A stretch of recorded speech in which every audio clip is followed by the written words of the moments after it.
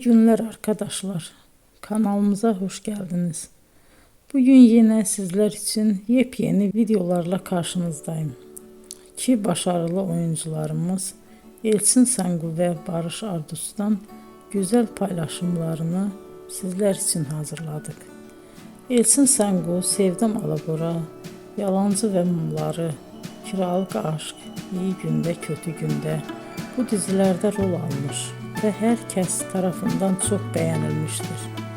Biz de Elçin Sangu ve Barış Ardus'tan en güzel sempatik fotolarını sizler için hazırladık. Bu karelerin devamını istiyorsanızsa emeğe saygı olarak kanalımıza abone olup yorum yazmayı unutmayın arkadaşlar. Teşekkür ederim.